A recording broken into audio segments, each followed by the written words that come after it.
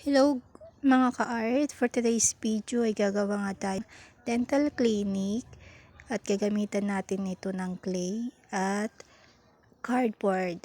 Ayan, so nung ginawa dito ay kinat ko nga at hinulma itong ating cardboard ng ganyan.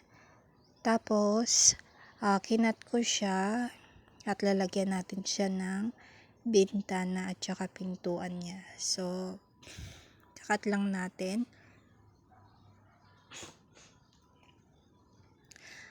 Ayan, so susukatin muna natin ito bago natin siya i-cut. So may bintana tayo sa bandang taas at meron din sa side and then yung kanyang pintuan.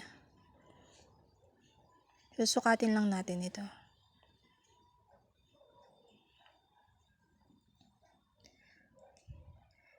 And then after ay ikakat natin. Kakat natin sila. Then after natin i-cut ito, after natin i-cut, lalagyan natin siya ng kartolina na white. So, didikitan lang natin sa bandang likuran. Sa likod natin ilalagay ako, baka sa pinakaloob. Ayan. So, nalagyan na nga natin at nadikitan ng kartolina. And then, kukunin na natin yung clay at gagamitin natin ito mamaya.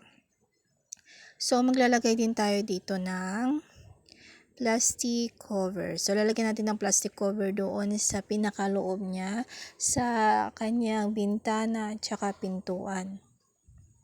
And then, kukunin natin yung clay at ito ngayong ididikit natin sa may kanyang pinaka body. Ayan. So, didikit lang natin to dito.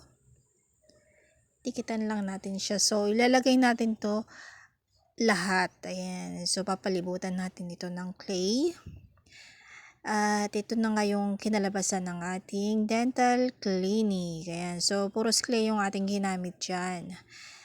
At dun sa loob niya, nilagyan ko na din yung mga gamit-gamit. Ganyan din. Nilagyan ko din ng ilaw yung sa loob ng ating dental clinic. Ayan. So, napaka-cute ng ating dental clinic using clay and cardboard. So, yun lang guys. Thank you for watching.